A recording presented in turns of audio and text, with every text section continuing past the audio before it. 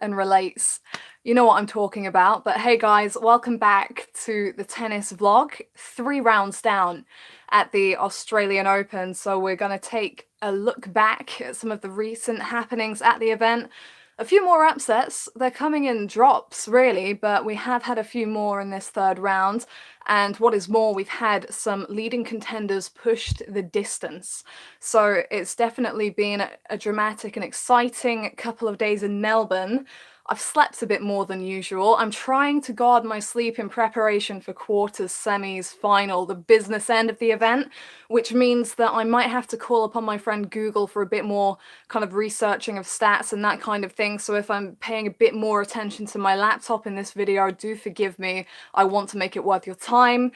Thank you to everyone again that has sent questions in advance, which means that we can just get cracking with this one straight away. And I am going to jump right in. I'm just seeing how many of the previous ones are showing up. Not so many. I wrote some down. Okay, so someone asked me just to kind of generally talk about the Daniel Medvedev versus Filip Krajinovic match, which was a surprise turnout to me. Medvedev eventually winning in 5 sets, and for many, actually, Medvedev was a leading title contender prior to this match. Probably still is, to be fair, but he was definitely right up there for a lot of people.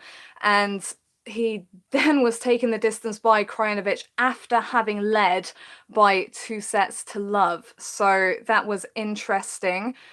He came through. Why can't I see this from the beginning? Let me bring it up here. So he came through 6-love in the deciding set, I remember that. So Krajinovic was the number 28 seed. 6-3, 6-3, 4-6, 3-6, 6-love. So a little bit topsy-turvy. And I didn't watch this one live. I saw the result afterwards and was a little bit, not shocked, but taken aback by it. But from the bits I watched back, it did look like a classic case of getting in Medvedev's head. Before I carry on going, I'm sorry, the screen quality seems a little bit juddery. This has happened before. It's kind of out of my control. If the sound is fine and you can live with it, I can live with it as well. Hopefully this won't be an issue again.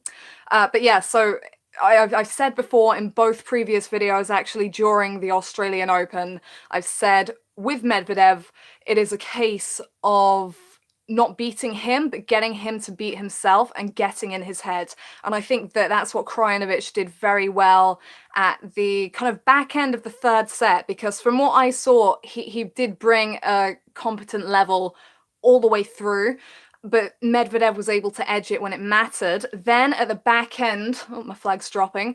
Then at the back end of the third set, Medvedev actually had the opportunity to finish it off in straight sets, as well as Krajinovic had been playing and mixing it up. And I do believe it was 4-all, and Medvedev had the 15-40 to break and serve for the match. And Krajinovic played a great point where he got up to the net and he dropped the volley short, so Medvedev had no chance of getting up to it. And from there, closed out the set, and Medvedev was not a happy man. I do believe his coach was a subject to some of that from Medvedev. And yeah, I think it was a classic case of Krajinovic, backing himself still, being there in the right moments.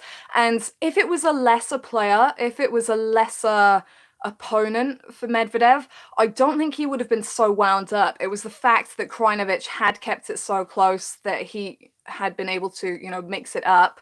And I thought what was particularly impressive about him was the moments he was choosing to move up, play at the net, etc. So in the first round, we saw Vasek Pospisil, a renowned serve and volleyer, net player, come up against Medvedev, and that was predicted to be a close match, because what you don't want to do is give Medvedev a rhythm. But the thing was, Pospisil didn't have a rhythm going himself and didn't necessarily pick the best moments to approach.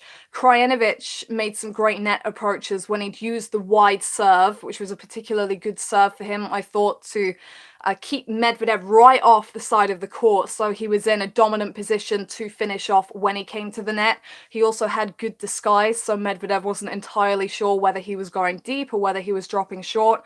And So he did get back to 2 sets all. The thing is, you look at that 6-love final set.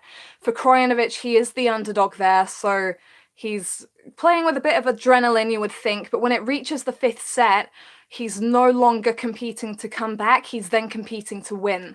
And the mentality of that changes. I'm sure he would have been tighter in that 5th set than he would have been in the rest of the match.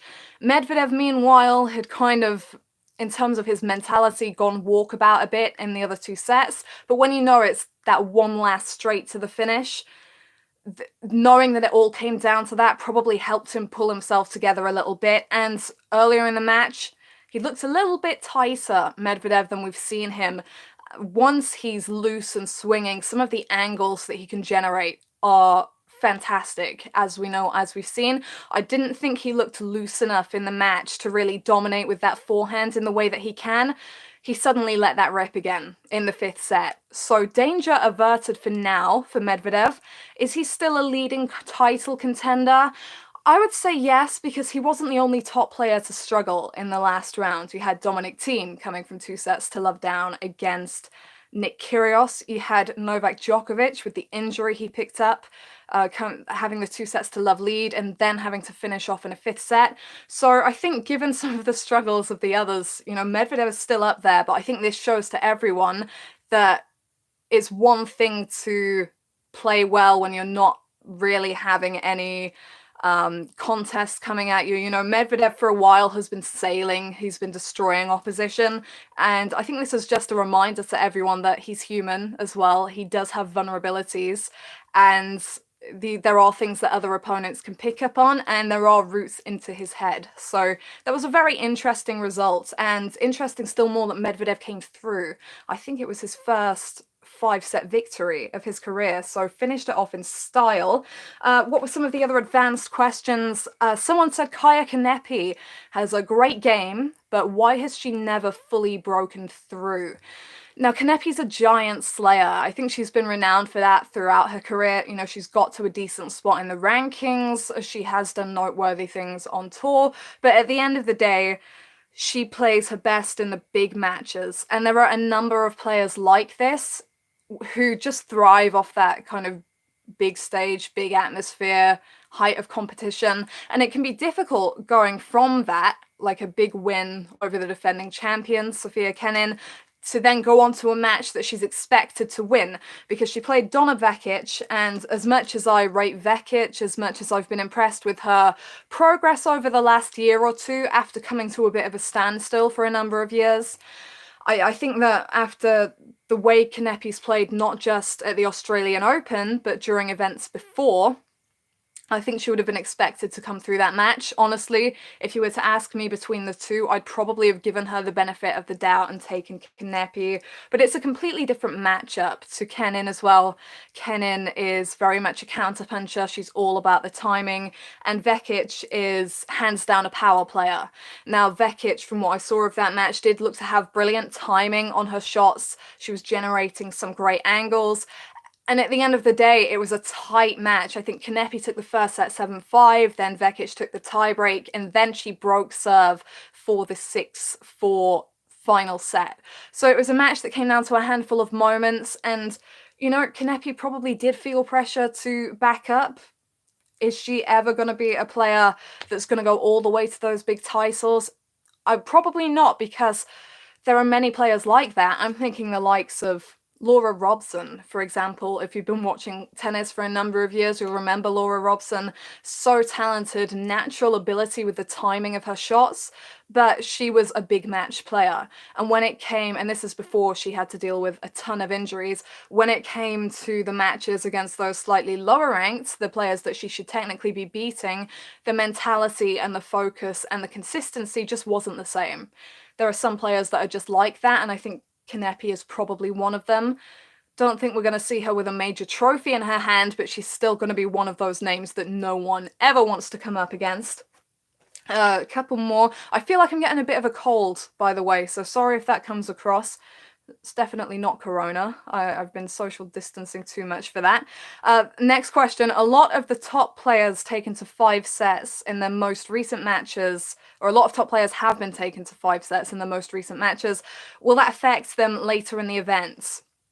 It really depends on the player themselves, but I think the fact that a number of them have mean that it's less of an issue than it otherwise would be when you're looking at players that have been taken to 5 sets ahead of going deep into the tournament.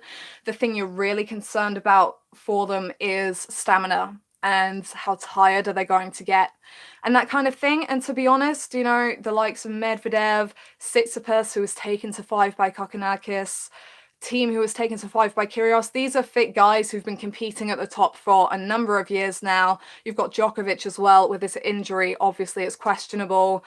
But I think with these guys, it shows that they have weaknesses, but at the same time, it's shown for all of them. Like, really, if the leading guys, Nadal and hilariously Zverev, are the only two really that haven't been taken to 5 of those players that you could really count as, front-running title contenders. So, yeah, I think that at this point in time, I'm not sure how much it really changes, to be honest. For the likes of Medvedev, it shows that, he is beatable, definitely. But, yeah, in terms of saying how far they go in the event, I'm not really sure it says so much. We'll see how they go for another round or two, but yeah, I don't think it will affect them in terms of physicality of matches, unless it's something like Medvedev coming up against Nadal in the semis and Nadal making it a really physical match. So yeah, I think we'll leave it there on that one. Someone's asked, I wish I had a drink up here or something. My mouth's really dry. I'll have to get by without it. Prediction for Iga Swiatek and Simona Halep. I think this person that asked this question remembers that I kind of called it incorrectly at the French Open, because in one of these live Q&As, someone asked me, how do you see Halep going? And I said, well, she looks all right for now, and I've no reason to doubt her. And then she absolutely got thumped by Swiatek, so I guess I have to be a little bit more careful now. To be honest, on this occasion, I probably edged Swiatek just because, Halep looked so convincing in her opener and was moving so well, etc. But she was 5-2 down in her final set against Ayla Tomljanovic. And, Tomljanovic, great player. Before she had her injury struggles, she was one of those young up-and-comers in her teens that was knocking out top players at big events. But it did raise some question marks surrounding Halep for me. Yeah, she managed to come through, but it does show that in these faster conditions, with her as more of a counterpuncher, if her timing isn't quite there, she can be pushed around. And we saw Swiatek push her around at the French Open, which she then, of course, went on to win. So I think Halep came through her last match more easily, which was against, I'm just checking, Kudermetova? Yeah, Veronika Kudermetova. So 6-1, 6-3. That's a good win for Halep because Kudermetova's been in good form, made final, I believe, in Abu Dhabi, and she's a fairly big hitter herself, but Swiatek's just a completely different ball game. The margin for error she has on her shots, the amount of topspin, but the power she's still able to get is deeply impressive. We know that she can kind of generate the angles out of nowhere. So from, her quick take back and the way that she conducts her shot, it's very difficult to read which direction she's going in. And in these faster conditions, Halep is going to want to be able to predict that bit more so that she's onto the ball in order to have good timing there. Swiatek didn't have it all straightforward in her last match. I think she was playing Fiona Ferro. It was straight sets, but she definitely had to work for it. She's also had a win in mixed doubles as well, so she's definitely had the court time. But again, I think Swiatek hasn't just won her last however many Grand Slam matches, won the French, obviously has now made 4th round here, but she's won them straightforwardly. Like, she hadn't dropped a set at the French Open. She hasn't dropped a set here in wins over Arantxa Rus, Camila Giorgi, and Fiona Ferro. 3 players with kind of a range of game styles there as well. So she's definitely had the practice and experience. And it's a case of keeping her head, really, I think, against Halep, because it's a different mental game this time around. Hello? Okay, cheers. Sorry, that was my sister. No, I'm good, thank you. Oh, sorry. Where was I at? I can't even remember. Yeah, okay, so Swiatek, Swiatek, when she beat Halep and thrashed her, she was very much the underdog. Now she is the higher ranked player, a higher ranked player, and there's more expectation. So like I said, for her coming into the event, it's about managing the internal expectation of herself. You know, she's a Grand Slam champion now. She just needs to go out there and make sure that she's not tight and just go about her business and concentrate on what's happening on her side of the court, because to be honest, at the end of the day, this is probably on her racket. Like, Halep's going to do her best to respond, you know, to get the timing right so that she can use and redirect Swiatek's power and try and dictate some of those rallies. But at the end of the day, she's going to be responding a lot. Now, another thing that might be in Halep's favor is she's not coming into this one kind of cold. She's played Swiatek at the French. She knows what she's up against. She will have more insight coming into this match this time around. Good point. I should have asked for water. She's gone now. I'm a bit stuck. But yeah, so it's still one of those ones that, you know, I could see it going either way. But if you were asking me to pick a favorite, is someone out there? Can you get me a water, please? A bottle of water or a glass? Thank you. Oh, this is banter. But yeah, so it could go either way. But I think Swiatek I would edge if I had to put a name down. And as well, if you watched my preview video for the event, I said that Swiatek was a front runner for me and I didn't name Halep. So I think I'd stick with her here. Thank you very much. Okay, she's team in Halep. She's telling me to predict Halep, so one of us is right at least. Okay, oh, this is great. Right, moving on to the there was just a final question. Thank you for keeping these questions coming in, by the way, guys. There was a final question that was about the Djokovic injury. It's just come in again now. The situation for Djokovic, someone asked if I had any inside info.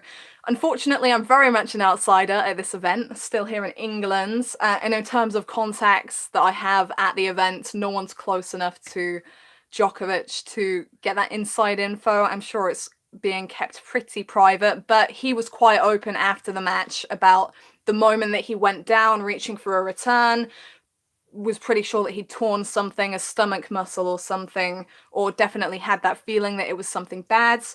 And he doesn't know if he's going to play his match, his upcoming match, which is really in a few hours against Milos Raonic. So I can't say whether he's going to come out and play or not. What I can say is, you know, he was able to finish that match against Fritz, and I've seen a lot of suggestion that Djokovic kind of faked the injury or whatever. You could tell after he slipped on like the bit at the back of the court where, you know, Melbourne is spelt out. And I saw actually on Eurosport earlier, it was pointed out that it's the same kind of stuff that the lines are painted with, which is slippy. So that makes it dangerous. And he did a quick turn on there, went down. I think you could tell. So he was 2 sets to love up. He was up in the third set. He went down, and from there, he just couldn't turn into his shots like he would like to, and he was arming a lot of the forehands particularly. It was not in the rotation of the body, it was all in the arm just because he couldn't move because of the pain. And, you know, anyone who plays tennis knows that you have to have that full body movement. And yeah, for the next 2 sets, I think the third set particularly, Djokovic was struggling. And then when he went down a break in the fourth set, because he was obviously in some amount of pain and struggling with any kind of ground stroke behind the serve, I think once he went down a break, he kind of conserved a bit of energy for the fifth when Fritz would be under more scoreboard and mental pressure. So Fritz then came through, had the fourth set in his pocket. Djokovic did have a medical timeout to deal with the injury, and whatever went on there, I think he said he took the kind of the maximum amount of I don't know what you call them, antibiotics or whatever that you can take to kind of try and deal with the pain. And you could tell that he was trying to preserve himself off the ground. He was going for big second serves. To be honest, I think that Fritz kind of let him off the hook a bit. You know, he was looking just about ready to be out in straight sets. Djokovic went down, he got back into the match. And I feel like, in a similar way to what I said about Krajinovic mentally against Medvedev, you know, he's not coming back anymore. There's not that adrenaline of trying to level up. He then has to win the match. And Fritz just didn't know how to win that match. He was pushing the ball back to Djokovic a lot, which is not what you want to do when Djokovic is potentially injured. He just didn't really seem to know what to do with Djokovic, and Djokovic, credit to him, stayed out there, had the big serves and the grit ultimately to come through, and you could see by his huge reaction to the win that was hard fought. My thinking here is that if Djokovic got injured midway through that match and was in so much pain and could come through, I would probably expect him to go out for that match against Raonic, given that he has an 11-love head-to-head record, I think, against him. Why not go out and give it a go? But, Raonic is a player that big serve moves in, will take the game to him. There'll be a lot of quick adjustments having to be made that could really do damage if he's got a serious injury there. So it's a waiting game there. We'll see. But, as I said in my preview, I was taking Djokovic to win this title until he or someone else proved otherwise. And I'm just thinking I might be having to look at a new title contender because Djokovic has very big question marks next to him now. So thank you for all those questions sent in advance. We're already 20 minutes in. We'll try and give it another 20. Okay. Let's see. What have we here? Yeah, I don't know why the pre-entered questions get deleted. So when I do this again for upcoming slams, if you leave the questions that are ahead of time, if you leave them in the actual comments section as opposed to the chat, then I'll probably be able to access them more easily. Okay, another Grand Slam draw has opened up for, you guessed it, Alina Svitolina. Surely she has to cash in this time, double question mark. I'll add my double question mark to yours. Yeah, I'm very cautious where Svitolina is concerned. You heard what I said about her and Pliskova ahead of the event, how they always come up against someone with more versatility or more consistency, etc. Happened for Pliskova. She was out to Karolina Muchova, a player that can, move up to the net, do different things. And I think that was straight sets as well. So Pliskova's down and out. But Svitolina is, I don't want to use the word surprising me, but she probably watched the video and is trying to make a point to me because she's done very well in the last couple of rounds, took it to Coco Gauff, and then she had a very different matchup in Yulia Putintseva, a player who can kind of rally for days, but also use the drop shot, mix things up as well. I think she was down early in that match, but ended up coming through 6-4, 6-love, because when she went down early, I think it was 3-1 to Putintseva, because I watched a bit of that match. I thought, here we go, seen this show before. And then she got it together and she had that same kind of focus and intensity that she brought to the Gauff match and was able to come through pretty convincingly in the end. So yeah, the draw has opened up for Svitolina, but I believe she's in the Barty half of the draw. So if she was to get to the final, she would have to face Barty. If Barty can navigate her section of the draw, which is, she's kind of had the easier matches now, it gets a little bit tougher from here.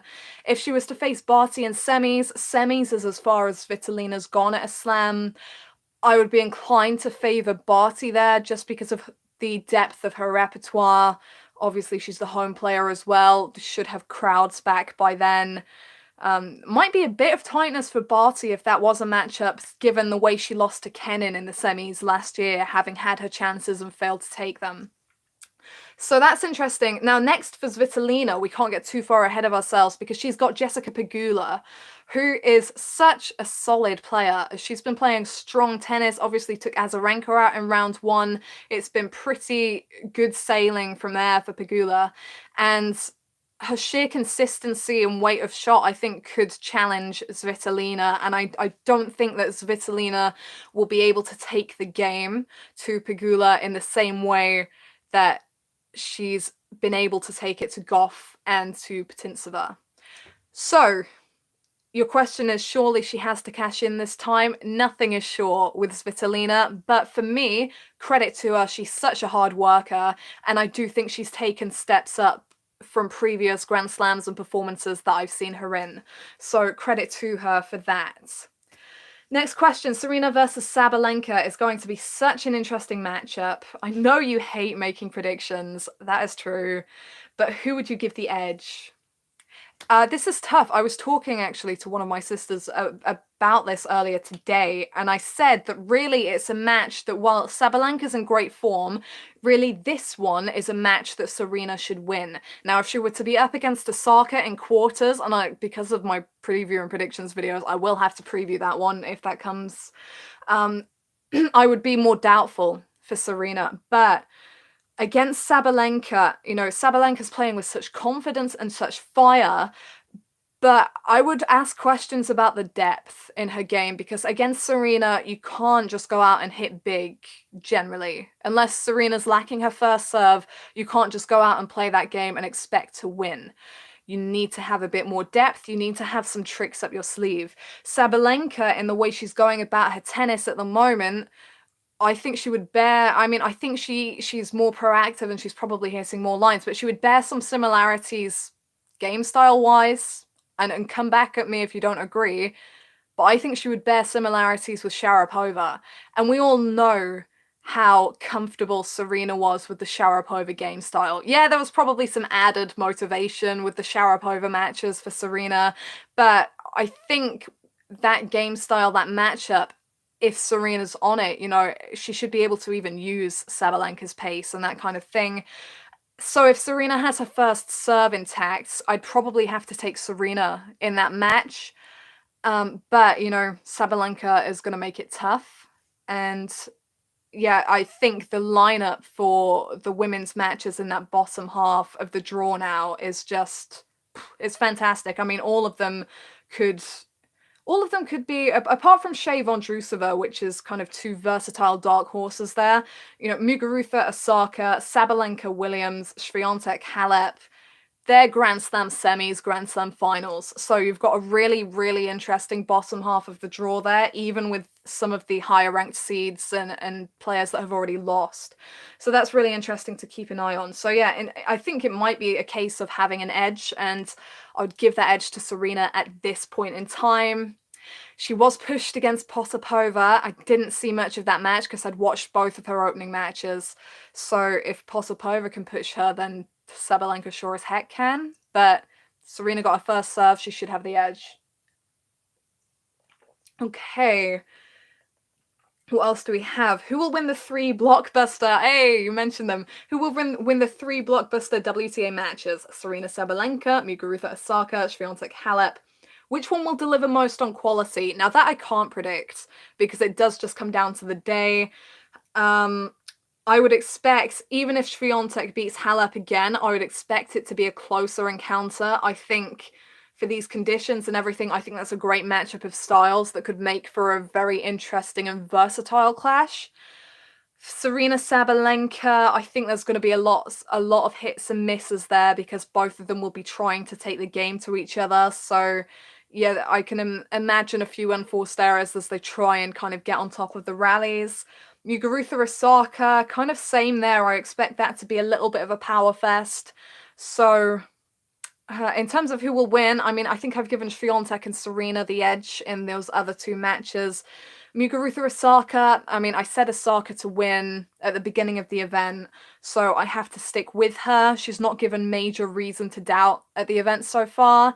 But Muguruza, finalist last year, bit of an underdog here, but with all the ability to win, so could be interesting. But I'd edge Osaka. Does Shelby Rogers have a chance against Barty? Yes, she does. I kind of think of Rogers and Pegula in its similar ways, because they're both great comeback stories, and they can both pack a punch, and they can both get so many balls back in play. I think it's probably on the racket of Barty, just because she has the more versatility. Rogers did have a few issues, I think, in her last match when it came to approaching the net or being drawn into the net and being passed. So she could have some trouble with the sheer variety of Barty's game and the way that Barty won't give her a baseline rhythm. She'll be using that backhand slice in the rallies, and Rogers will probably be expecting that, so she might be prepared. But yeah, I think Rogers has a chance, but Barty's favorite to come through that encounter. But yeah, it could get close as well. I mean, she's already dropped sets, or has been pushed she was pushed by Gavrilova in the second set anyway.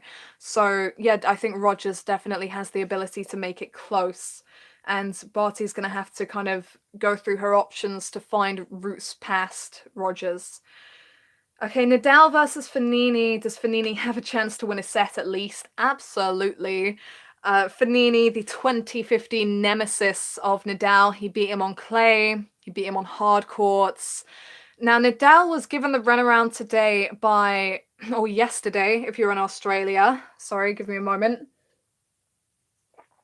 By Cam Norrie. Now, you might remember I discussed that slightly in the last video. I said that Norrie's strengths lie in how well balanced he is at the back of the court, how many balls he can get back in play. He's also a lefty that throws a different challenge in for Nadal. And apart from some moments where he kind of felt the scoreboard pressure at the back end of the first set and the third set, I thought Norrie played at pretty much his best level against Nadal. He actually outlasted him in some of the longer rallies, even when Nadal had like off forehands lined up, which you just don't see happening against Nadal. It's credit to how solid and how heavy Norrie's backhand is and the reach he has on the forehand side. So Nadal, even though he won in straight sets, was definitely tested in that match. And, once again, as with Medvedev, it shows that there are roads in to trouble him. And Norrie was able to move up the court a little bit as well and keep some of his service points shorter. Fognini is also going to trouble Nadal, I think, in some of the longer rallies because of how consistent he's been. He was really up against it in the second round against his countryman Caruso, who had match point actually in the final set super tiebreak. And there was a ridiculous standard of tennis at moments there, a brilliant pass, backhand pass from Fognini late in that to kind of bring up match point and then finish it. But the thing with Fognini is he's got such a clean strike and such a great weight of shot, and yet he's deceptively kind of nimble around the court. He's got great movement and he can just keep those rallies going. He'll have confidence from having beaten Nadal before, having troubled him in the past. Now, would I take Fognini to outright win this match? I don't think so. I think that Nadal, he had those injury concerns at the beginning of the events, but he's managing to be aggressive on his serve and the first shot behind it. He was made to rally long against Norrie, and he was able to, kind of stay in those rallies. He'll want to keep it cleaner against Fognini. I think there were some unforced errors in that match that Nadal was kind of kicking himself for, but mentally he didn't shift, which allowed him to just kind of capitalize in the next point or the next game. And he was very much mentally locked in. So I think that's the challenge for Nadal, to clean up a bit from that Norrie match in terms of how many unforced errors he's making. For Fognini, he's got to maintain focus because there was a slight lapse at the end of his straight sets win over Alex de Minaur. I think he served, or he was 5-1 up in the final set. He served for it at, I think, 5-2, and in the end, I'm going to drag this up just so I'm not trying to do it off the top of my head, but I think he won the set 6-4 in the end. Yeah, so it was 6-4, 6-3, 6-4, and that scoreline could easily have been 6-4, 6-3, 6-1. Now, that might seem like a small thing, but against someone like Nadal, who's such a competitor and so mentally strong, slips like that are going to be more costly. So for Fognini, it's all about the focus. For Nadal, it's all about keeping it as clean as possible. For both of them, strong mentality, strong focus all the way. Just based on what I've seen from them so far, Fognini did have that slip up and was looking pretty frustrated against Caruso. So I think that shows some openings in his game and some potential warning signs. But he did play his two better matches against the two higher ranked players, and he'll know he has to bring it for Nadal. So yeah, I'd edge Nadal, take Nadal, but does Fognini have a chance to win a set? Yes. And yeah, definitely has a chance to treble. Nadal's just so good in the big points that I wonder if it will be 3 tight sets or something like that. But who knows, could be an upset. Thank you for tuning in. Thanks for everyone that's here live. Really appreciate the fact that you find it worth your time and that you send in all these great questions. Someone's hoping that Swiatek and Tsitsipas win the tournament. I mean, they're still going and they're still looking pretty strong. I wouldn't favour Tsitsipas on the men's side, but the women's is wide open. So Swiatek has all the chances. 4 of the top 5 men's seeds have had to battle through 5-setters. Do you think that will affect them when the tournament goes deeper? Yeah, I addressed that one at the beginning of the video, and I think it really depends who they come up against. So I don't think it will really affect anyone unless they come up against Nadal, because the way he can play is so mentally and physically taxing. I might usually say Djokovic as well, but with the Djokovic injury concerns, I really don't know. So I think it's more of an issue for the likes of Tsitsipas and Medvedev, and of those two, I'd probably say Medvedev, because Tsitsipas has the weaponry, the serve, the net game to finish points off a bit more quickly, which conserves a lot of energy physically, whereas Medvedev likes to rally for days. So, but at the same time, I think they're all pretty fit, you know, and it's only one 5-set match each at the moment. So yeah, I don't think it'll pose too many problems. Do you think playing behind closed doors will affect some players positively/negatively or make no difference to results? Well, if Nick Kyrgios was still in the tournament, I'd be expecting him to lose in straight sets in his next round. But apart from that, and he's not still here, yeah, apart from that, I think at this point in time, you know, if we were right near the beginning of this whole pandemic, you know, if you take us back to, I don't know, US Open last year, I think that would have had more of an impact because it was new. Whereas now, you know, most players that are still in the draw have got used to competing without a crowd in big empty stadiums. And therefore, I think they're kind of more immune to that side of things. There might be a certain player who would need that extra boost deep in a match in the 5th set or something. But I think just overall, just kind of looking at everything generally, I don't think it's so much as an issue as it would have been when it was a newer situation. It's one of those things that people have just had to get on with. And I think at the end of the day, for some players, it's actually a positive because it helps them just zone in and focus. Like for the likes of Fognini coming up against Nadal, that's one less distraction for him because he is a player that can be quite easily distracted. So, you know, for someone like him, it might be helpful actually to just be fully locked in and zoned in on what's going on. So, yeah, it's still an interesting question, but I think it's, yeah, less of a deal now. Okay, so we've got a list of previous surprise finalists here: Clement, Johansson, Schutler, Barty, Gonzalez, and of course Jo-Wilfried Tsonga, long-time favourite of mine when I was younger. The 2000s were littered with surprise Australian Open finalists. Is this the year another appears? I think it comes down to the top players and whether they lose within the next round or two, to be honest. I don't think anyone is going to play at the level that outright takes out a couple of these guys. Of the outsiders, let's say, for example, you know, Aslan Karatsev, who's been fantastic, you know, he's also not faced his toughest tasks yet by a long shot. So is this the year another appears? It's hard to say. It depends on, you know, whether Djokovic pulls out with his injury, whether Fognini upsets Nadal. Just because of the number of big name contenders still left in, I would say no, but I wouldn't rule it out completely.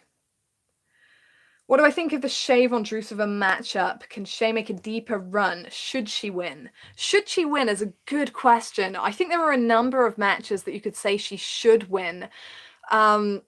It's a tough one with Shea. She's kind of more of a dark horse than a title contender.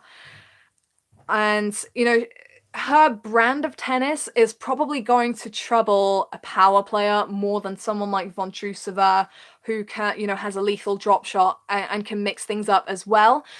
Shea, with her brand of tennis, probably would prefer a power player who's sending her deep, consistent ground strokes that she can do her thing with, whereas Vondrousova, I don't think is going to give her as much of a rhythm as she has found against some other opponents. So I don't think Shea should necessarily win that match, and I'm not convinced that she will win that match, because I think that for her, that's more of a difficult matchup. And from the bits I've seen of Vondrousova, she's been playing better tennis than I've seen from her in a fair while. So, yeah, I think, yeah, I wouldn't say that Shea should be winning that match, but she could win it. Berrettini, Fognini, Dimitrov, and Karatsev would fit the bill. This is part of the question from earlier. Okay, I see you. Berrettini, Fognini, Dimitrov, and Karatsev would fit the bill for a debut unexpected finalist. Who would you pick out of those to make the final, and why? Oh, cheers for this. Okay, Berrettini's a standout for me. I think that he's a little bit under the radar. He had great form at ATP Cup. For me, he was one of the better players of 2019. That forehand is so potent. He's got a big serve as well. He's got great movement around the court. So yeah, I think Berrettini is definitely a dark horse. And if we were looking outside of those big names, you know, he would be the name that I came to. Fognini, for me, is more of a guy that pulls off a big win, but doesn't necessarily back it up. So for example, wouldn't choose him, but could see him beating Nadal, but I wouldn't then choose him to make the final after. So of those four guys, you know, Dimitrov, he has the talent. Does he have the consistency? He's got team next. He has a positive head-to-head against him, actually. He's 3-2 up, and his last two wins over team came on indoor hard courts, so faster conditions.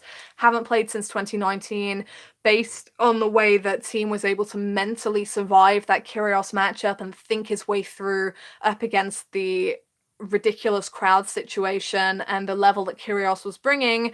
I would not be betting against team at this point. I was doubtful about him ahead of the event, but that comeback victory blew a lot of those doubts away for me. If he can get his first serve back, he should be winning that match against Dimitrov. Karatsev, like I said, he's been really impressive so far. He was casually hitting 1-2 punch winners against Diego Schwartzman, and his timing on the ball, his proactivity, the way he targets the lines is so impressive. But the opposition that he's faced so far just hasn't been as challenging as it's going to be deeper into the event.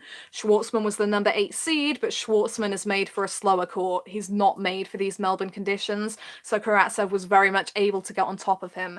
I don't think that's going to be necessarily the case from here on out. I'm just checking who he's got next so I don't get this wrong. Auger-aliassime. Now, of the guys left in, that's probably a decent draw, but Auger-aliassime played at a very high level against Shapovalov, and yeah, there'll be more pressure on his side of the net because he's the player expected to come through, but you know, that in itself is probably going to be the biggest challenge for Karatsev so far. So of those four names, I'd take Berrettini, and a Matteo Berrettini Grand Slam final wouldn't be out there shocking to me. You know, he went deep at the 2019 US Open, made the ATP finals that year. I think that he's definitely on a trajectory that will be taking him towards these latter stages of Grand Slams more often. So yeah, Berrettini for me. Why hasn't Kanepi's career been as successful if time and time again she beats top players? Yeah, I addressed this at the beginning. Some players are just made for the big moments and struggle to back up. And once you've done that for a long length of time, it becomes increasingly difficult as well to kind of get out of that habit. But she definitely has the weapons to do a lot more. Have you noticed Mertens' improvements to her game? Nice to hear a mention for Elise Mertens. She tends to go under the radar, but she is a former semi-finalist here. I think it was 2018 she made semis, probably because she then lost to Wozniacki, I think, who won the tournament. So that would have been 2018. Have I noticed improvements to her game, especially the serve that commentators have mentioned? What do I think of the matchup with her and Makova? Mertens is not one of those players that I follow religiously, to be honest with you. I will see her from time to time when she's playing a big match. I was following her a bit more a few years ago before I kind of realized that she was very streaky. So she would look unbeatable one match and then she would kind of fall off a little bit in the next one. And I kind of felt for a while that that was how she was going to be, because when she's on song, she is lethal. But, you know, if she has made changes to her game, that's good stuff for her, because she needs that little bit more consistency beneath the potency. You know, she hits a stunning slick shot, but she doesn't give herself, or hasn't been giving herself, a lot of margin for error. And when another player has got on top of her, she has gone down quickly. So yeah, the matchup with her and Makova, I think any match in these conditions at this tournament is an opportunity for Mertens. Yeah, thank you. Someone points out that Mertens won a slam the US Open in doubles. This is true.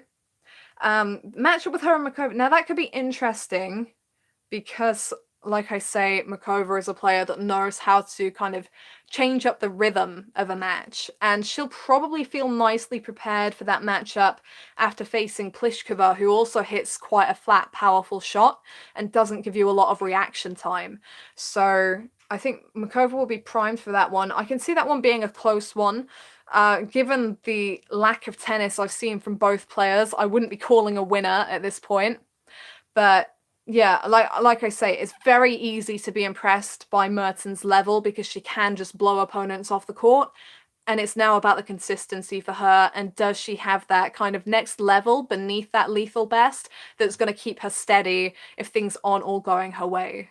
Because that makes the difference between the good and the great at the end of the day. Oh, I've skipped too far down. Where am I at? I'm working through these slowly. I'll try and speed up a little bit. Well, we're at 45 minutes. Okay, I'm going to rattle through now because it's getting late here. If Barty does not get to the final, which one of the remaining players in her half will be the one to defeat her? Good question. I think it's all pretty challenging from here for Barty. Like I said, I thought she had a soft opening to the tournament compared to other players. She's come through that now, and this is where it gets serious, really, with the match against Rogers. Technically, I mean, here are the other players in her half, okay? So there's Rogers, Mertens, Makova, Vekic, Brady, Pegula, and Svitolina. Now, I would favor her over probably all those players, to be honest. I'm not writing Barty off. I think that she's handled coming back to competition really well. But if she was to go down to one of them, it's tough, because it's about the consistency as well. I think Mertens would have a good shot. I think that, you know, she's had a really tough close encounter before with Svitolina that I think Svitolina won. I'm thinking Indian Wells or Miami a couple of years ago. That was the year that Barty won her first slam and got to number one, but she was still progressing at that point. So I think that one went a distance and Barty lost.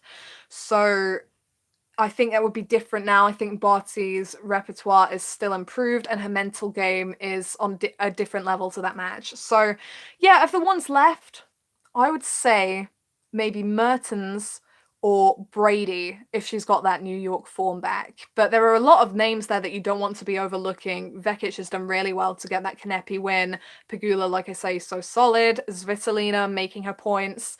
So yeah, it's a very interesting section of the draw.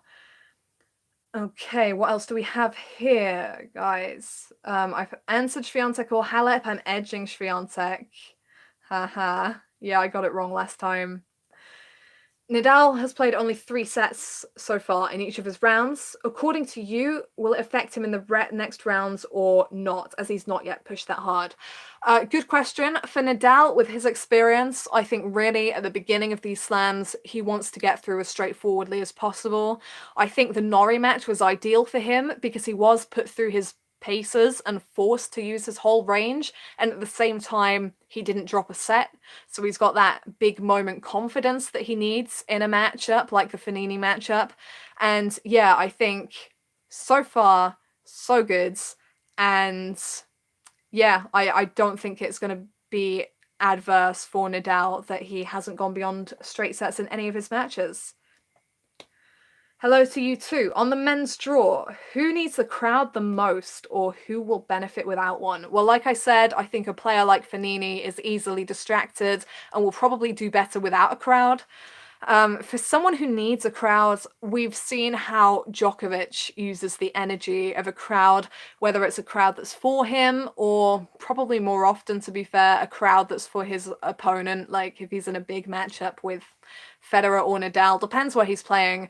But we've seen Djokovic be a master of using the energy of the crowd, whether it's positive or negative, to fuel him. So I think that, he showed great grit to come through that match against Fritz, but I think that in big matches, Djokovic would probably miss a crowd. And it's worth noting he's been unfortunate, with the incident at the US Open and the form of Nadal at the French Open, but he is yet to win a slam where the stands have been empty. So yeah, I think it might affect Djokovic. Okay. People like the fact I've picked Swiatek this time. Thoughts on Osaka Muguruza? Yeah, I think it could be a big hitting battle, and Osaka is slowly moving herself into the part of a Grand Slam, the stage of a Grand Slam, where she gets really comfortable and really locked in. So maybe she's not quite there yet. Maybe it's quarters or beyond where she suddenly has that kind of invincible air about her. So Muguruza might be catching her at just the right time. But yeah, that one could get close. Do I watch through the night or catch up on matches the next day?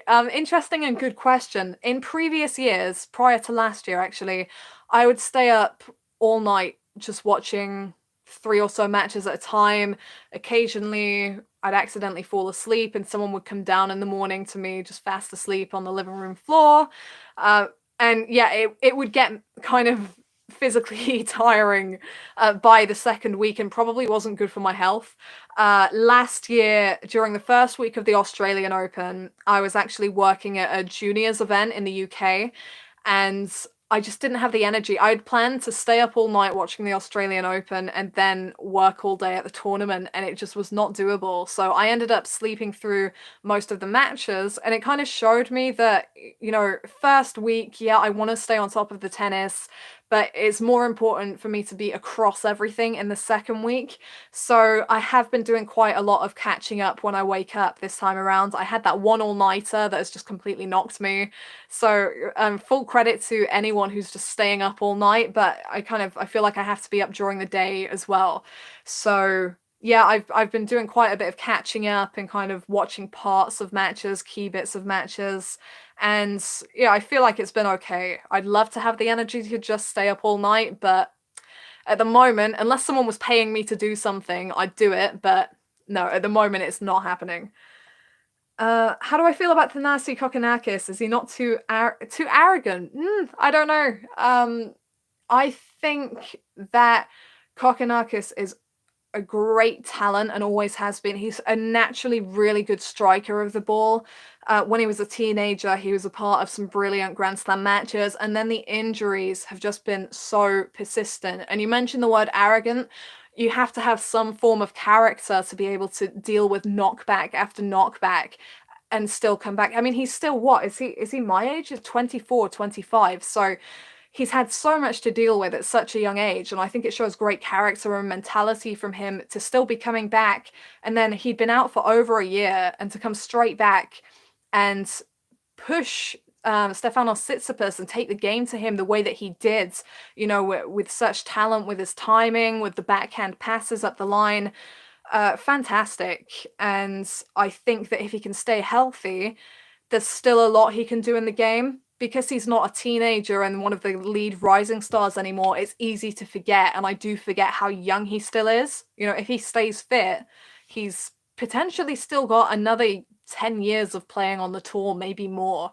So he's definitely a player to keep an eye on, and we just have to hope for him that he does stay fit for the coming years, because he's had a really rough time with it, and credit to him for just getting back on court and then for producing the level that we've seen from him. He's still in the doubles, I think, with Kyrgios. I think they won their first round, so still about, but the Tsitsipas match came early. Great showing from him. Okay, you're welcome. Does Pliskova have a future? I mean, morbid question. We all have a future, right? does she have a future as a Grand Slam champion is a more specific question. And like I've said, I have my very major doubts, no pun intended. I have major doubts about that. I just feel like she comes so close only to fall so far. She's got a bit of time left, but I just feel like it becomes more of a mental battle the more she comes close and isn't able to cross that line, unfortunately. I think she's still missing a little something from her game. Maybe movement. But that's tough on her because she's a tall player. Moving has never been her strong suit. Okay, wow, we're nearly at an hour, so I'm going to wrap up as soon as I've got through all these questions.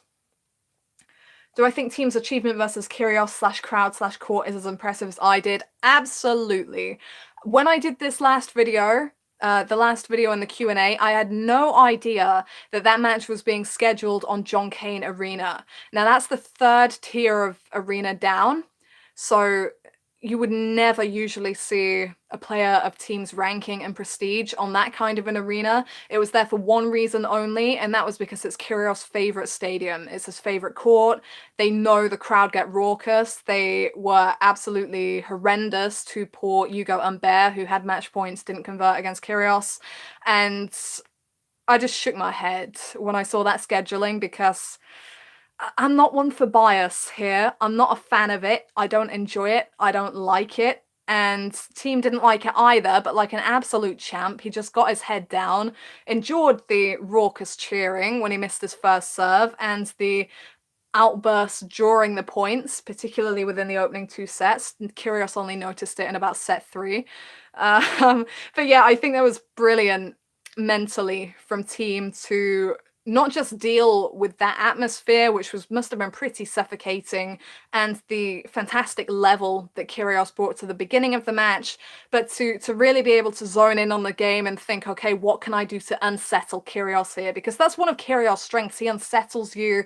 Yeah, he's got the massive serve and the big, powerful ground strokes, but he can mix it up with casual drop shots as well. He can change the pace. You never really know what's coming. So I think team tried to do a bit of that to Kyrgios. He changed his return position, went back, got more time on the ball, was able to maneuver Kyrgios a bit more, and in so doing was able to get into Kyrgios' head a bit as well. And like I tweeted after that match, just shows the importance of best of 5 sets, because if that was a straight sets match, it would have just been Kyrgios going out there, slap, slap, slap, win, and you haven't seen anything about his mental ability. And as it was, team at 2 sets to love down, completely up against it, did not give up, supremely impressive. And for me now, team, right up there as a lead title contender. Very, very good. In the semi-final matchups, if they turn out to be Djokovic v Team and Medvedev v Nadal, what would be your prediction for those matches? Sorry, I'll leave that to if it actually happens. I'm done with predictions for tonight. Favorite match of the tournament so far, ATP and WTA, or best match? I think this probably... It's difficult because I haven't been across all the matches, I think definitely for drama and comeback, etc., Kyrgios v Team as far as a contest goes. I'm not sure it was the highest quality contest, to be honest with you. I think the Tsitsipas Kokkinakis was a very high level. But yeah, no, it was great in terms of a contest, Kyrgios v Team. So I think you'd have to put that one quite high up there. The women's side, it's tough because there's always so many, and with the lack of the best of 5, it's easier for it to go down the wire there as well. So yeah, I'm really not sure actually on the women's side. That Vekic-Kanepi match was really tight. Looked like it just came down to a few points, so that was a good contest.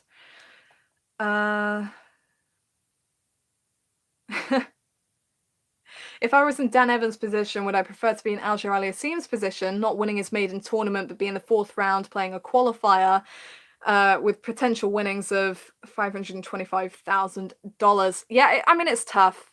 Evans definitely, was up against it after winning that title and then having to play 1st round pretty much on the heels of that. But I don't think you're going to trade in a trophy at the end of the day. Grand Slams, you got 4 shots at them a year, and yeah, you just can't do that, can you? I don't know. Sometimes you don't want to be playing the qualifier in the 4th round anyway, because you don't want that kind of pressure from yourself to have to win that match. Okay, what have we got here? Can Serena get through her draw to win, or will Sabalenka, Osaka, and Halep be too good? I always have my doubts about Serena now. I used to have so much confidence in her, but at Grand Slam, back end, where she used to be invincible, this is now when she's at her most vulnerable. And with the draw that she's got, it is very hard to say whether it will harden her up and make her more motivated, or whether she will kind of get tight up against some of these very big challengers. So in all honesty, yes, she can do it. I don't know if she will do it. It depends very much upon how she's serving and if she can sort out this issue with not being able to win the longer rallies that she should already have finished off. That's what it comes down to. I think if she was to play Osaka, I'd probably favor Osaka at this point in time. Keeping it to Australian Open questions. Okay, seen some of these already. Osaka's serve very shaky last match. I don't think, actually, now I come to think of it, I don't think I watched Osaka's last match. I thought I had done, but I think I just saw bits from it. I can't just put her surname in, can I? Because it'll come up with the place in Japan. Okay, yeah, so I saw her Garcia match. No, I didn't see Jabeur, but 6-3, 6-2 against Jabeur, who can be really problematic and can really kind of mess with the momentum and the rhythm of the match. 6-3, 6-2. I mean, it looks convincing, but, you know, like from Serena's first match, I should know not to read something just from a scoreline. Oh my days, 43% of first serves for Osaka. Is that correct? Yeah, she's got to up that. If she wants to beat the likes of Serena, that has to be higher. 4 of 7 breakpoints converted, saved 6 of 7. Again, you know, you can have that low first serve percentage, but it's about what you produce in the big moments. And if she's still there mentally for the big moments, winning something like 6-3, 6-2, fending off all those breakpoints, yeah, she needs to up it for the bigger matches, but so far, so good, I think. Okay, I think we're pretty much done. Is Pliskova this nation's generation? Sorry, is Pliskova this generation's Dinara Safina? Maybe. Safina never quite got there with the major, did she? Yeah, Nadal just never stops improving, does he? Really keeps ramping it up. Okay. Do I think it's wise for Nadal and Djokovic to play with injuries at this stage of their careers? It's their call, you know. For me, these guys sometimes just feel invincible the way they keep picking themselves up and going again. Is it wise? Only they know that. Only they know their bodies. Like with Djokovic in this injury, people can accuse him of faking it. People can say it's super serious. But at the end of the day, only he knows. So they have to make those calls. And, you know, good luck to them with that. It's tough. Is Sabalenka in a better mental place during her matches? Yeah, I think she is, because she's got that confidence from winning all these matches. But, I mean, she was pushed a bit by Kasatkina in their first set, but I think it can be deceptive when a player is rolling through wins, but hasn't really been tested. And, you know, it's a good thing to point out. That might turn out to be a problem for her. We'll see if Serena can expose it. I think we're done. Okay, over an hour. Did not plan on this, but hope you enjoyed it. Very sorry if the screen quality, I mean, it wasn't great. It just wasn't. I don't know what's gone on there. But yeah, thanks for sticking with it. Thank you for tuning in. Next time I'm back, oh, the joy, it will be preview and predictions. So don't expect a lot for the quarterfinals, please. I hate doing quarters. 8 matches and having to be across all of that and stats and whatever is tough. So low expectations and you might be pleasantly surprised, but I'll try and preview those matches as best I can. And, you know, hopefully it just keeps getting better. So thank you very much for watching, everyone. Hope you're still enjoying the tennis, and I'll see you next time.